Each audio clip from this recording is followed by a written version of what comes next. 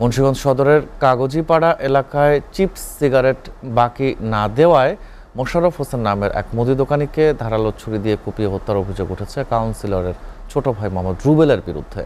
রাত ১:৩০টার দিকে মীরকাদিম পৌরসভার ৭ নম্বর ওয়ার্ডের কাউন্সিলর মোহাম্মদ সোহেলের ছোট ভাই রুবেল তাকে ডাক দিয়ে চিপস সিগারেট বাকি চায়, বাকি দিবে না বলে জানালে তাদের মধ্যে কথা কাটাকাটি হয়। এরপর এক পর্যায়ে মোশাররফকে দোকান থেকে টেনে বের করে ধারালো ছুরি দিয়ে এলোপাতাড়ি কুপিয়ে জখম করে। পরে স্থানীয়রা মোশাররফকে গুরুতর আহত অবস্থায় উদ্ধার করে মুন্সিগঞ্জ জেনারেল হাসপাতালে নিয়ে গেলে জরুরি বিভাগের কর্তব্যরত চিকিৎসক তাকে মৃত ঘোষণা করে।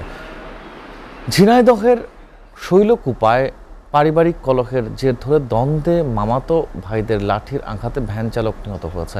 গতকাল রাতে উপজেলার শেখপাড়া গ্রামে এই ঘটনা ঘটে। পুলিশ ও স্থানীয়রা জানায় এক পর্যায়ে বাটুলকে লাঠি দিয়ে পিটিয়ে গুরুতর আহত করে মামাতো ভাইয়েরা। রাত ৯টার দিকে শারীরিক অবস্থার অবনতি হলে হাসপাতালে নেওয়ার পথে তার মৃত্যু হয়।